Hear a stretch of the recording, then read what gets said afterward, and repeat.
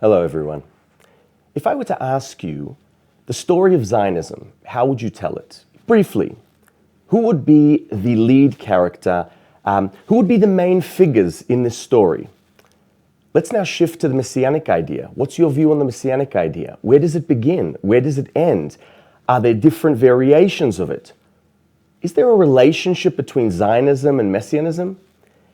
As if to emphasize the magnetic pull of these two terms, and yet their paradoxical relationship, enter into history Nathan Birnbaum. Nathan Birnbaum is considered perhaps the first. His claim to fame is coining the term Zionism. An avid Zionist, he's in the first Zionist Congress in 1897, and yet by 1898, he is a vehement anti-Zionist because it goes against his messianic idea of passive messianism, which is to say, the Jewish people must wait for an exogenous spiritual shock. We need to stay put, observe the commandments, and wait for the divine. So what's the relationship between the two? And that's what we'd like to touch upon in this series. We want to understand Zionism, Messianism, the relationship between the two, but more than anything, it's to look at the different narratives. And so by way of introduction to the series, I'd like to offer 3 anecdotes. Our first anecdote begins in 1953. The young state of Israel has its first prime minister, David Ben-Gurion, and he pushes aside on a given day all pressing matters of a young state, security threats from all borders, and yet David Ben-Gurion finds the time to write an op-ed to the Israeli public in the Davar newspaper. And here, 3 years before the 300-year anniversary of the excommunication of one of the greatest Jewish philosophers, Baruch Spinoza, Ben-Gurion wants to advocate to the Israeli public it's time to annul the excommunication. It's time to bring Baruch Spinoza back into the lap of the Jewish people. And in this op-ed, Ben-Gurion claims that he's a great thinker and that he was a young boy when he didn't know what he was thinking. We have here this blend of, on the one hand, Ben-Gurion being a fatherly figure, on the other hand, a passionate intellectual trying to preach why Spinoza's writings are so important. And in the middle of this op-ed, we have this one-liner, this shocking one-liner where Ben-Gurion potentially reveals why Spinoza is so important for him, why he is part of the branding of an Israeli state. And that is because he identifies Spinoza as the first Zionist. And what does he tell us? What constitutes for Ben-Gurion Zionism or the first Zionist? That Spinoza was the first in the past 300 years to identify a future in which, or he thought about a future in which, the Jewish people will try and reinstill sovereignty for themselves. Naturally. So this is a term, I asked you before, what would be your term for Zionism? We have now David Ben-Gurion's term for Zionism. It doesn't require action. It requires thought, a Jew living at any time in history, thinking about action, and as we see, it's detached from any sort of messianic idea. Let's move on now, close curtain to this first anecdote, and shift our attention to the second.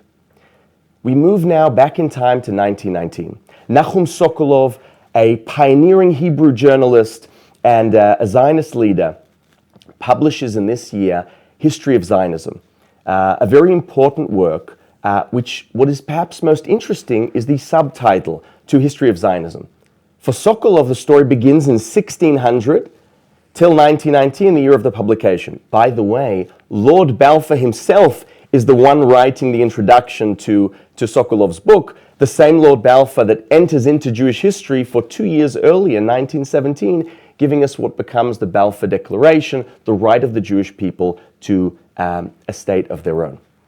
And what's interesting in this work of Sokolow is Sokolow tells us that, or he identifies the early 17th century, a figure that is a contemporary to Spinoza, Rabbi Manasseh ben Israel.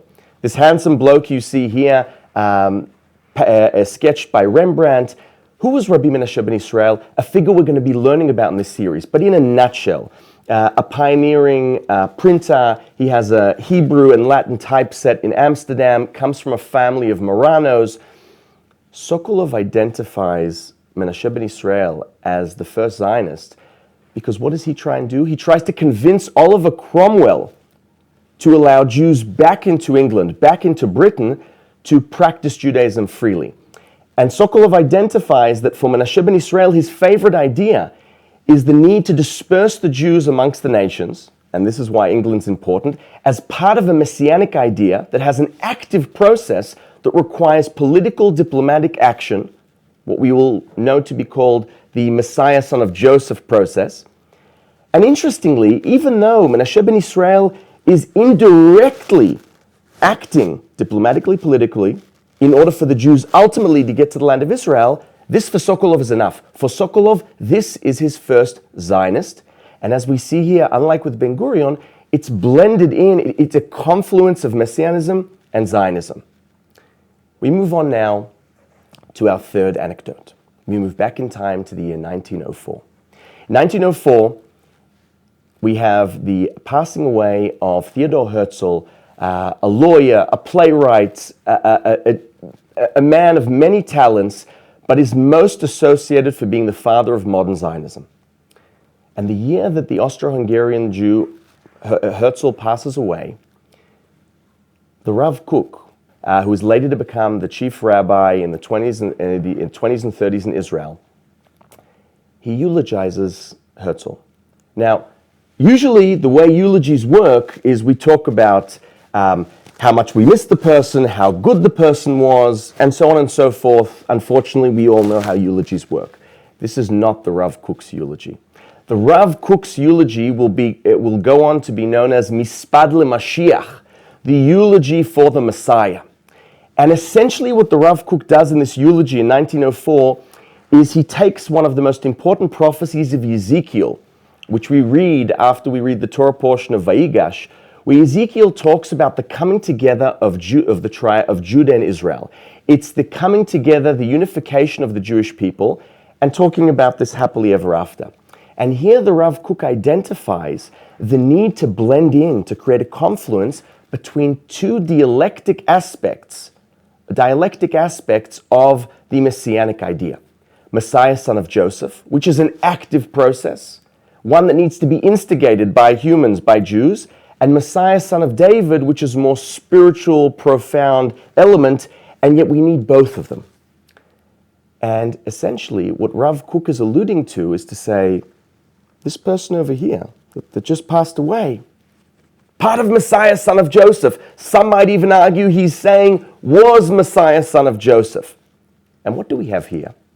We have here the Rav Kook coming and saying, if we view Ben-Gurion's idea of Zionist as someone who foresees a future in which the Jews will try and reinstill sovereignty, detached from any messianic idea. And we have Sokolow that's trying to create a blend and says, no, it requires action, diplomatic, political action, even indirect action, but it's surely part of the messianic idea. Then the Rav Kook comes and says, what you call a Zionist, for me, is messianism. And what we see here is that we have different narratives. And there's a reason why if I ask you, where would your story begin? How would you tell the Zionist story? And what would messianism be for you? It's a complicated, sticky matter. The two are enmeshed together. And that's what we want to do in this series. This series that focuses on messianism, Zionism, and we're going to get into the Kabbalistic birth pangs of the Zionist idea, may be viewed as an extension of Arthur Hertzberg's idea of the Zionist idea. Right? Arthur Hertzberg was the first to differentiate between Zionism, which can be understood, can be narrated to mean a late 19th century political movement, a movement of Jews coming in a modern era in which nations are rising, requesting a nation for the Jewish people.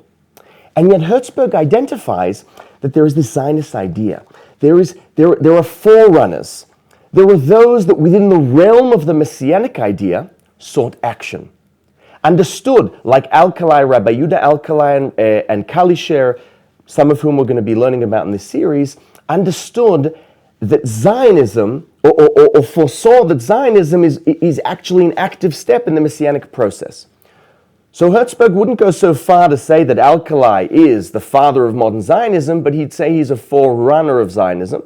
And so in that sense, this series could be viewed, these lectures, we're going to be spending time together learning about different fascinating, larger-than-life figures, can be viewed as an extension of Herzl's forerunners of the Zionist idea.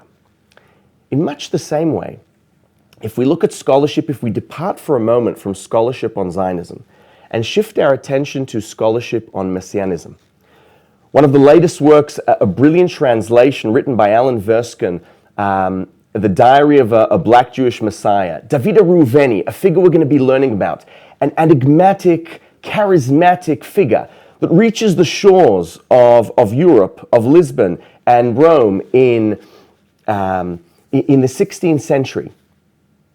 And he's on a mission. He's a man on a mission to instigate war between Christendom and Islam, to create a military. We'll get to the story, but the point is, this is another Jew who's trying to act militarily, politically, and diplomatically, directly to bring Jews to instill sovereignty in the land of Israel. And Verskin identifies this as a Herzl before Herzl, as a proto-Zionist. So we see here, much like scholarship on Zionism and Messianism has noticed, the two create a confluence, the two are enmeshed together. It's almost impossible to separate the two, and yet we do separate them. Where do we separate them? I challenge you to go to any bookshelf in any library. Take the National Library of Israel, your favorite neighborhood library, and you'll notice something interesting. That bookshelf that is dedicated to scholarship on Zionism, we find something fascinating. We find, by no intention of librarians, we find a story that is carefully curated to begin, more often than not, in the late 19th century, the lead figure, the father of Zionism, Theodor Herzl, and ending at what becomes the birth of the State of Israel, and so on and so forth. Now, it's true, on this bookshelf, we do have, for example, Sokolow's History of Zionism. We do have exceptions, but they are exceptions to the mean. And even though we have famous books like Walter LaCour and Vital and others looking at the history of Zionism, a history of Zionism, and we have pages that are dedicated to mentioning Reuveni or talking about Don Yitzchak Abravanel and others, they are short introductions, and the messianic idea is slowly detached. And so we have this conflicting relationship between the messianic idea and the Zionist idea. Ask Joseph Klausner. When he wrote, Professor Klausner, his famous book on the messianic idea, read his introduction. For Klausner, the messianic idea is deeply enmeshed, is of the utmost importance, is the forerunner of understanding how Zionism has to be played out. So this series could be viewed as offering a book that is missing potentially on the bookshelf within scholarship of Zionism, and that is a book that brings together the messianic idea, the Zionist idea, and where Kabbalah comes into play. And in that sense, I'd like to sort of touch upon now the common denominators of the figures we're going to be learning about. What would this book look like? Who would the different figures be, and how are they different from Sokolow's attempt, from LaCour's attempt, from Herzberg's attempt, and so on and so forth? There are at least three fundamental common denominators of the figures we are going to be learning about, spanning by and large from, and remember this is a story, and like any story, there has to be an editorial practice. There are many that are going to get cut, and that doesn't necessarily need to be the case. But we have limited time, and so we are going to begin with the early 16th century. We're going to begin with the aftermath of the Spanish and Portuguese Inquisition and expulsion. We're going to see how this fueled a string of characters that share the following in common. The first thing these characters view in common, and why the series addresses the Kabbalistic birth pangs of Zionism and Messianism, is because the characters we're going to be learning about, whether it be Abravanel, Shlomo Molcho, Yuda Al-Kalai, Mordechai Emanuel Noach, Yuda Bivas, Menashe ben Israel, what we're going to see is these are characters that view history differently than most of us, or perhaps some of us. For these figures, history is not a rationalist, philosophical thing that happens, a combination of interactions between human beings where there will always be a contested battle over which narrative wins. And what is the story we tell? No, make no mistake. For the figures we are going to be learning about, history has all over it divine fingerprints. History is in fact the unraveling of the divine Godhead. History cannot be detached from a cosmic drama happening above. And there is an interplay between the two. So for the figures we're going to be learning about, when current events happen, when big events happen, political, military, and whatnot, religious, for these figures, they're a sign. They're a sign from the divine, which has already been written and foreseen in the prophetic works, in the Bible and the later works, the Ezekiel, Jeremiah, Isaiah. And this leads us to the second common denominator. Once we are talking about figures that view history as dynamic as the Godhead, as the divine calling the Jew, then the second common denominator is that these are Jews that for them, the messianic process, the messianic idea, by definition requires human action. Because one of the main tenets of Kabbalah, right, if one of the most fundamental ones, what we meet in 13th century in Castile and Catalonia, already in Provence, we are talking, unlike the philosophical God, about a dynamic Godhead with different aspects of stern judgment and sheer compassion and ever-changingness. Then the second aspect is that human action is what influences. It's what Moshe Idel would call theurgy or theurgical theosophy. It's the human action that Kabbalistically, through either different intentions or different actions, shift or influence the divine, which then lead to a chain reaction below. And in this way, through this kind of dialectic, the human and the divine are meant to walk hand in hand until the happily ever after.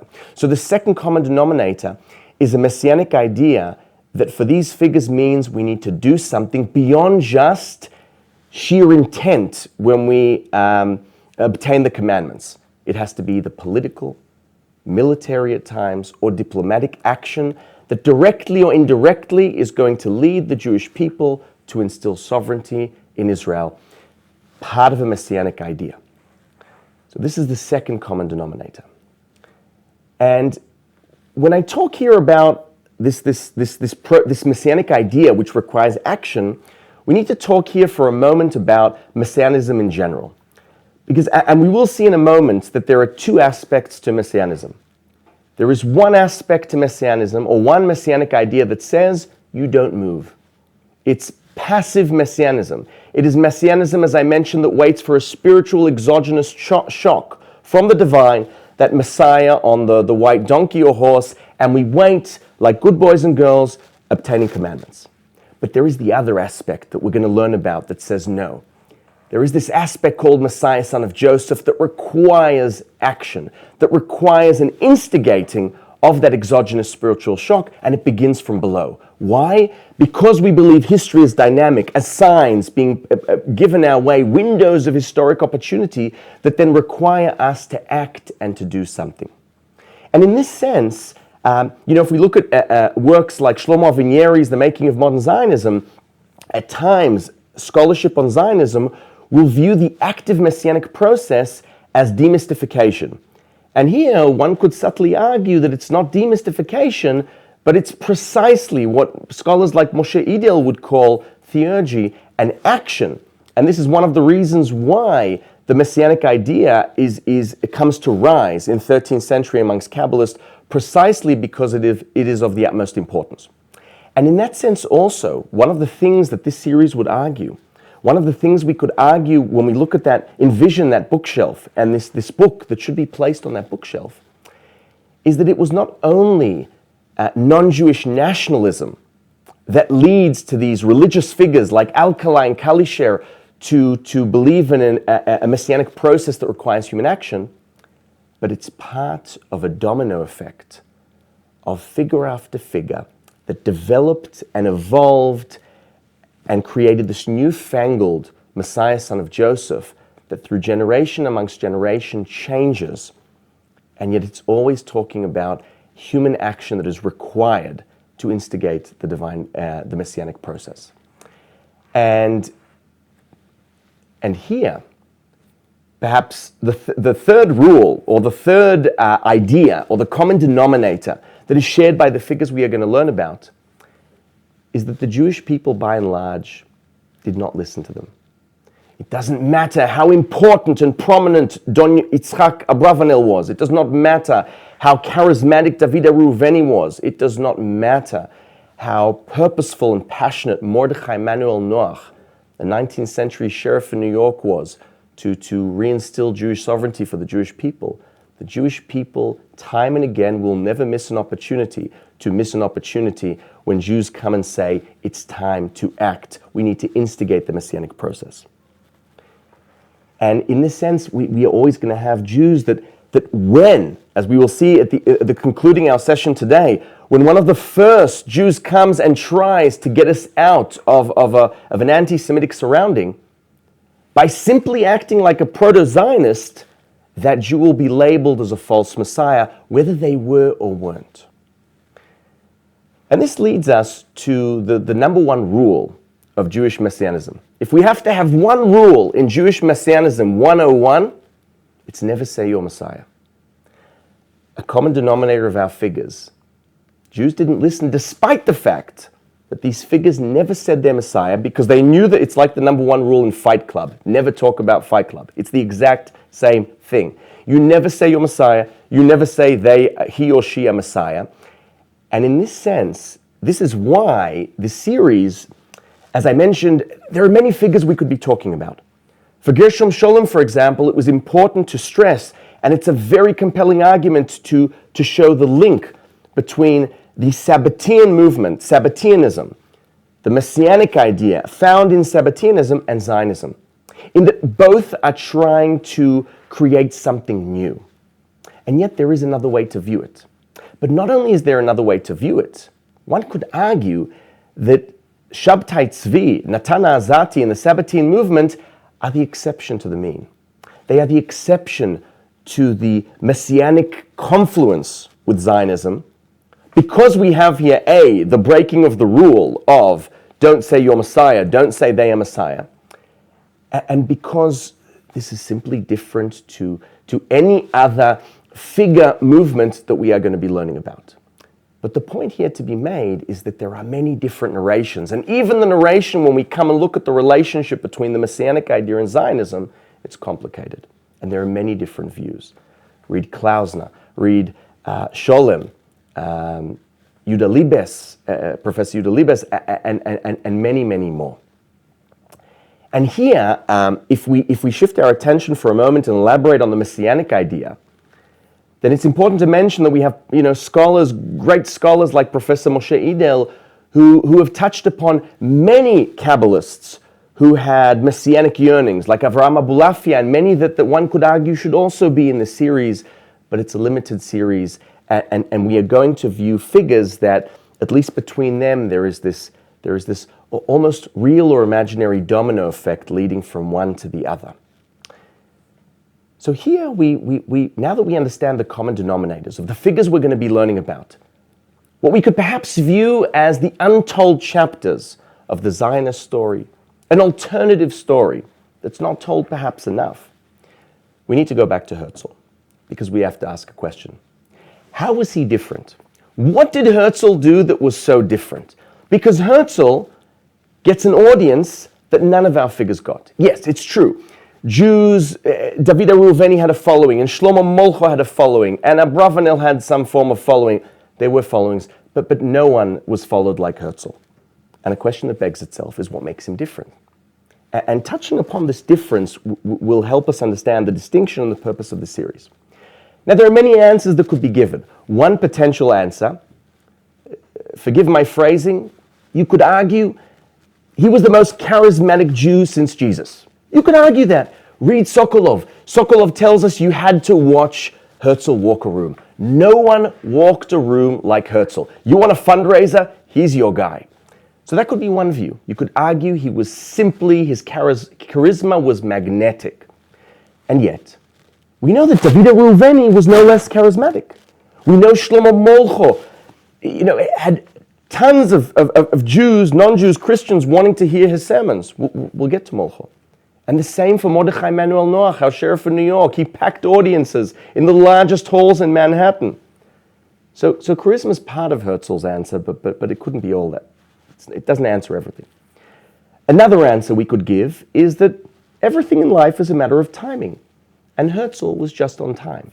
Right? We could talk about nationalism as a modern idea, and this would hold. We could, and there's no doubt that the charisma and what is happening, the rise of anti-Semitism, emancipation, the Dreyfus Affair, a whole conglomerate of ideas leads to what gives Herzl an edge, and yet it still wouldn't be enough because we could argue similar things with all of our figures that current events happened.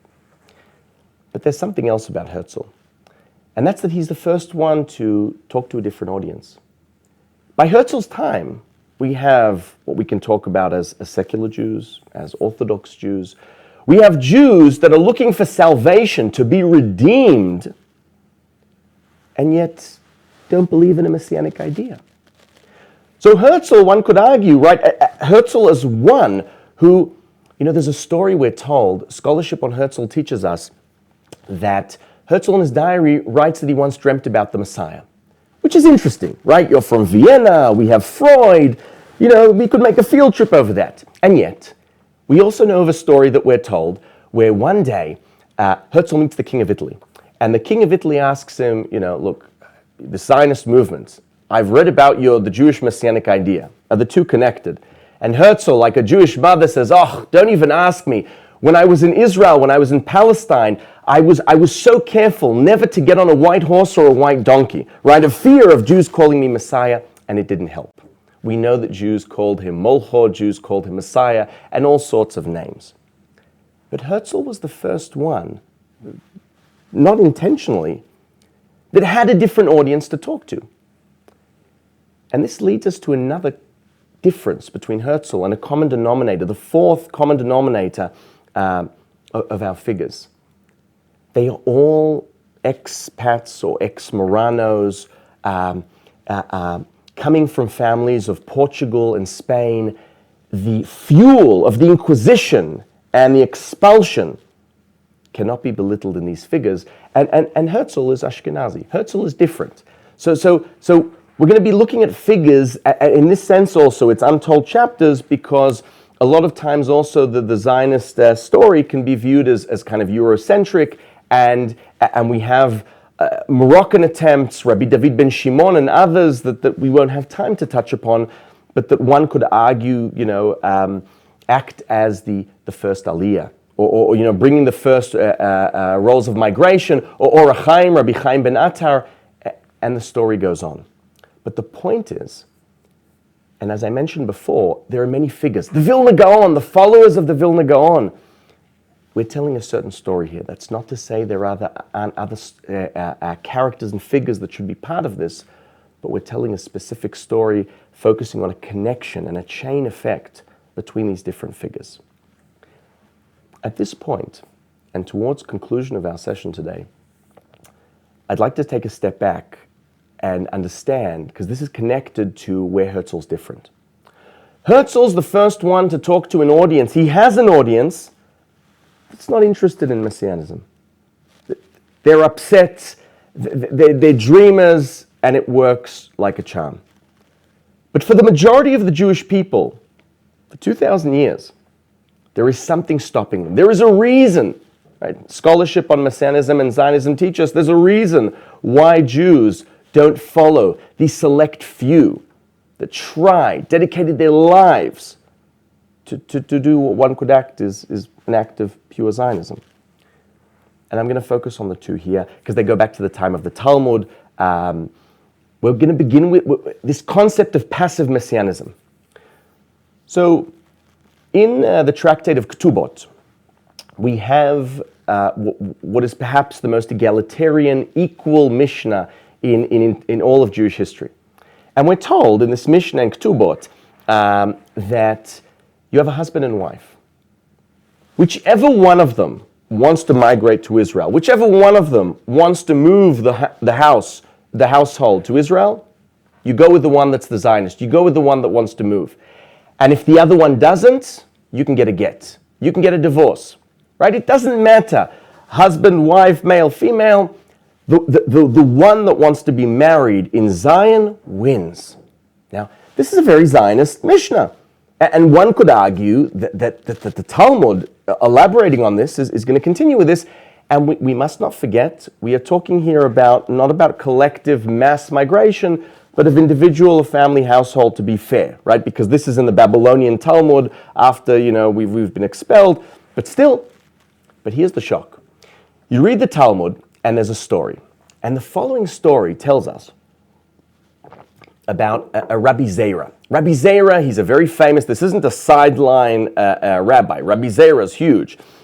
He's the one you send the golem to. Rabbi Zera has sold all his stock. He's got a mortgage. He's ready to move, make aliyah to Israel, migrate to Israel.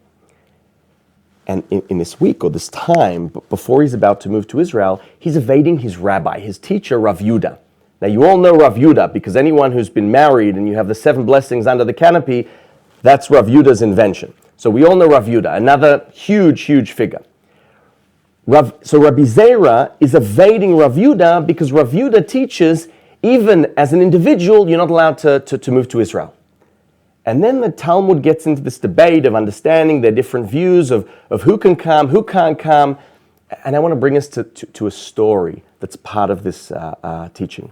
And we bring in another sage that teaches us the following, what comes to be known as the 3 oaths. There are also 6 oaths, but we'll suffice with 3. And we're told a story. It's an elaboration or a commentary on verses in Song of Songs. And the way we understand these verses is that God makes 3 oaths to the world. 2 to the Jewish people, 1 to non-Jews. First oath to the Jewish people, you're not allowed, and the language is ambiguous. I would argue that, we need to really try and understand, but by and large, the way it's usually understood, the first oath, you're not allowed to, through military action, by force, conquer the land of Israel. It's a no-go. And we have, Song of Songs to teach us, why we can't. That's oath number 1 of the Jewish people. You're not allowed to start up an army and take Israel for yourself since you've been banished. You've been naughty, boys and girls. We're not allowed to do that. And we have to wait for the spiritual exogenous shock.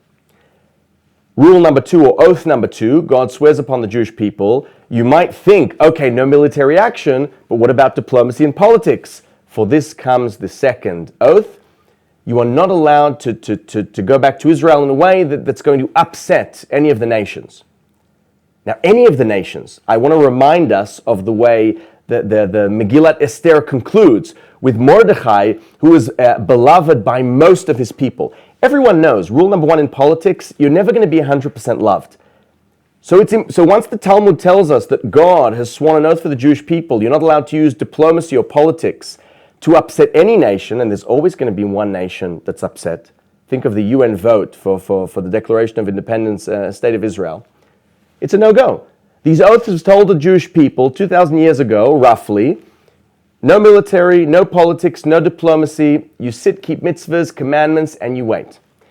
And what's the third oath? The third oath is for the non-Jews, where God foresees that there's going to be anti-Semitism and pogroms, and it's going to get nasty. God swears the non-Jews, don't overdo it. Right? An interesting oath. Don't go overboard with the punishments that you lash out on the Jews. And of course, for this reason, after incidents like the Holocaust, you'll have Jews that say, well, that they went against their oath, so we can do whatever we want. But that's a separate story. So the 3 oaths, even though it is not halachically binding, it's a story, it's an agadata, it's an agadah. We don't... Stories are powerful. Stories stick. Think of powerful bedtime stories. It doesn't matter if it's true or not true. Think of how many people believe in the boogie monster. So the 3 oaths has a very powerful stronghold on the Jewish mindset that teaches you don't shift. Passive messianism. But one could argue that these 3 oaths, or what contributes to this story, is another story. A tragic story of the falling of Bar Kokhba, this military chief of staff that tried to revolt, and Rabbi Akiva, we're told, identifies, right? He potentially makes, he breaks rule number 101 of Jewish Messianism, and he identifies Bar Kokhba as Messiah, son of Joseph, as this figure that's meant to instigate the process through military action. Now, Bar Kokhba fails, and the rest is history. Interestingly, Heinemann, in an article on Messiah, son of Joseph, notices that in the Palestinian Talmud, in Yerushalmi, Messiah, son of Joseph, there's no mentioning of him dying. But once we reach the Babylonian Talmud, we're told that he's actually going to die. And it seems, one could argue, there's a connection between the fall of Bar Kokhba and this notion that Messiah, son of Joseph, is going to die. But the point is, we have here a failed attempt, and it creates a trauma. And this trauma, together with the stronghold of the three oaths, is simply too powerful. And so this is where, for thousands of years, this is where Jews are. But there are exceptions, and these are the figures we're going to be focusing on. Now, I'd like to touch upon one concluding story with a figure that I'd like you to judge. So, Prime Minister of Britain, Benjamin Disraeli, born Jew, baptized, always made sure to have a seat in the Bevismark Shul in London. When he was younger, he was very sick. He was going to die, and he goes to Israel. He has this inspirational trip, and he learns of a larger-than-life figure that inspires Benjamin Disraeli to write a 300-page play just about him, David Alroy. Where does Benjamin Disraeli get the material from? Adler, the chief rabbi, translates a medieval travelogue of Benjamin of Tudela, which essentially is, a medieval travelogue, a Jew going between different, places to see the status of Jews. It might be relevant to also, messianic yearnings. Anyway, here's the following story that Benjamin Metudela, living in the 12th century, tells us. He's in Baghdad. And he's told that about a decade earlier, there was a Jew in Ahmadiyya. And this Jew is the classic Jewish poster boy. He's a yeshiva bucha, he's learned, he does mitzvahs, he's learnt with the top gaonim. He's also got his, supposed PhD because he's learned also external sciences. He also dabbles in magic, which is already, very interesting. And he one day, David Alroy, gets this idea that, right, we're talking about 12th century, early 12th century Baghdad. David Alroy gets the idea to bring together a military and conquer Jerusalem. He's going to go against the king of Persia, and he's going to gather Jews and bring them to the land of Israel, kind of like what Bar Kokhba tried to do, right? Or a revolt against, to seize the land. So David Alroy is not interested in three oaths. Either he knows about them, doesn't matter, but this is what he wants to do.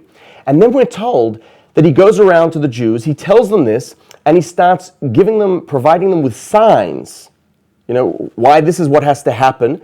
And we're told that certain Jews start even calling him our Messiah.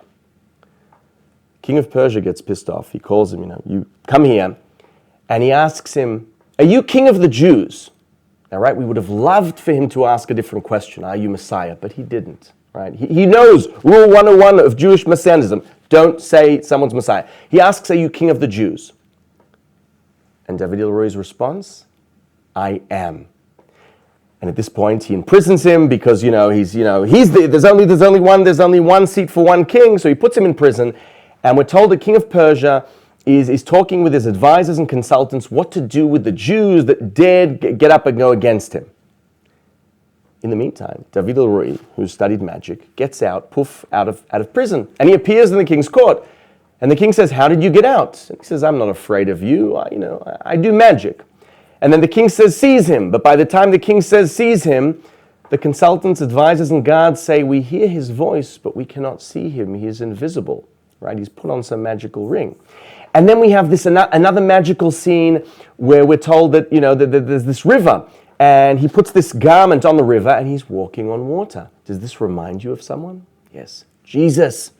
And the guards can't reach him. long story short, no one can get to David Alroy, and in the end, it ends internally, Jewishly, in a sad way. Father-in-law, middle of the night, kills David Alroy. End of story. The Jews are saved from this Michiganer that wants to, instill sovereignty for them in the land of Israel. Now, here's the interesting thing about the story of David Alroy. There are several versions to this story.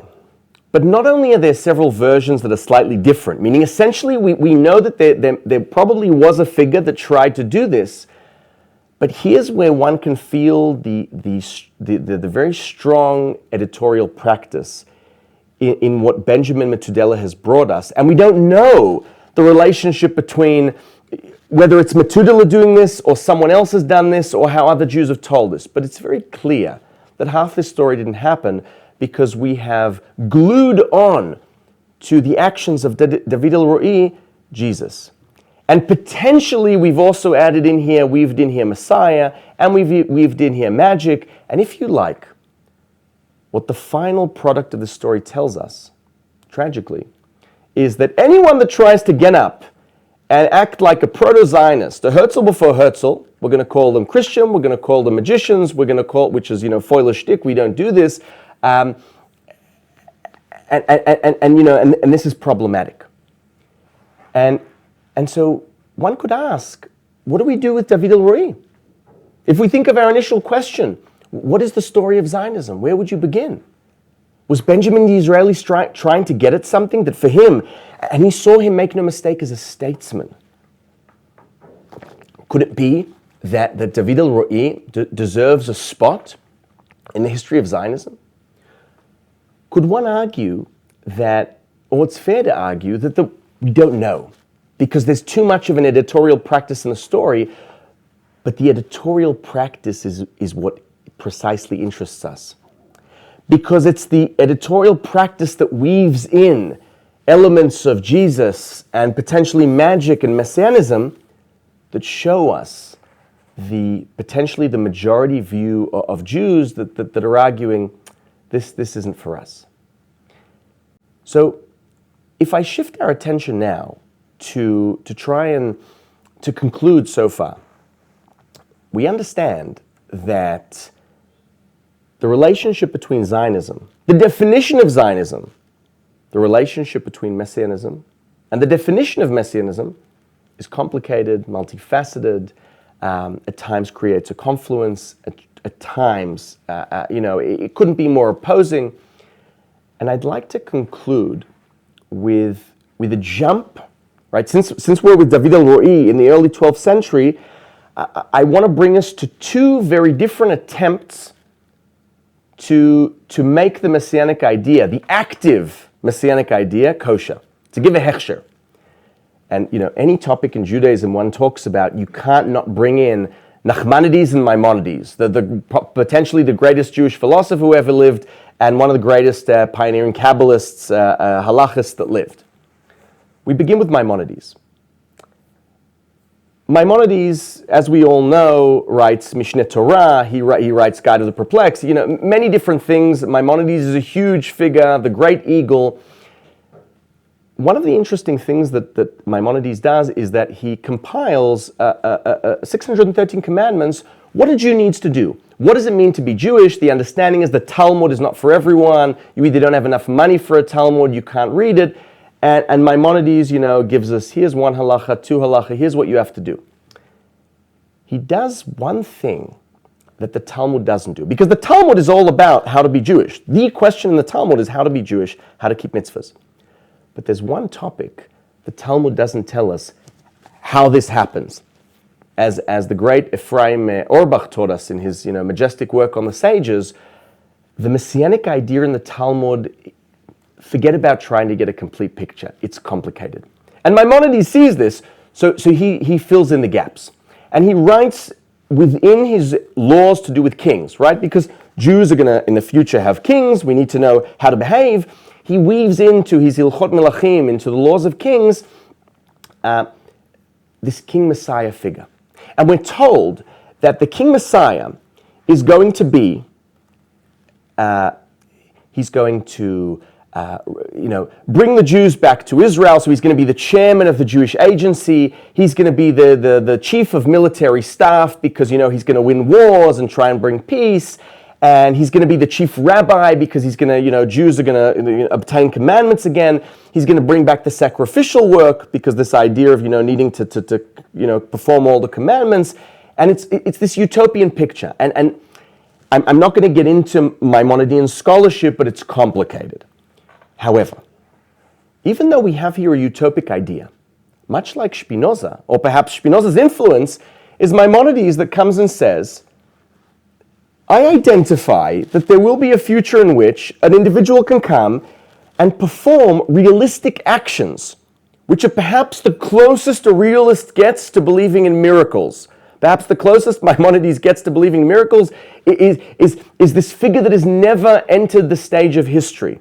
And make no mistake, for Maimonides, history is simply history. But there can come this figure. And and Maimonides further tells us, this figure's not going to have to perform, he's not going to perform any miracles. And we know from a letter that he writes to the community, the Jewish community in Yemen, which ask him about false messiahs, this big broch, what do we do? He says, the condition for someone to get the title of Messiah, King Messiah, they need to have successfully on their CV all of the things we just mentioned. You have to do this, this, this, this, this. Only then you can be Messiah. And Maimonides tells us in the Laws of Kings that we know from Rabbi Akiva, when he identified Bar Kokhba as the first Messiah, due to Bar Kokhba's flaws, he fell. And we understand from this, it wasn't someone that needed to perform miracles. It's a natural process. And so we have here potentially, one could argue, Maimonides saying, go play, let's do this. One could argue how active this is, how much he's trying to make this happen, but he gives it a hechsher, and he's not interested in the three oaths. Okay, this is our Jewish philosophical attempt in the late 12th century, early 13th century. Shift to 13th century Barcelona, to our to Catalonia, to our Kabbalist Nachmanides. Nachmanides notices that in the 613 commandments of Maimonides, there's one missing, one very important one missing, because he writes a response to this and adds, makes his own list. And he says, interesting, in Maimonides' list, there is no commandment for Jews to collectively conquer the land of Israel. And so he makes it the fourth commandment and says, guess what? For each and every generation, it stands, it holds. There is a commandment for the Jewish people to conquer the land of Israel. This is Nachmanides giving a hechsher, making kosher the idea of what David Alroy tried to do. It's almost as if these two figures understand something's got to give, something's missing, the stronghold of the three oaths is too powerful, and the traumatic experience of Messiah, son of Joseph, is precisely addressed by Maimonides to say, I'm not worried by that. That just indicates where we need to go.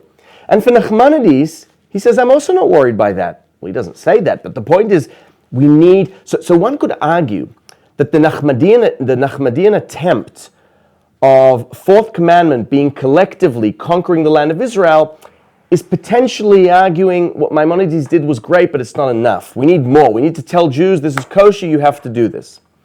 And of course, there's the famous dispute, the dispute in Barcelona between Nachmanides and the famous pasta, where there's this whole dealing with the Messiah, and this is part of the picture as well.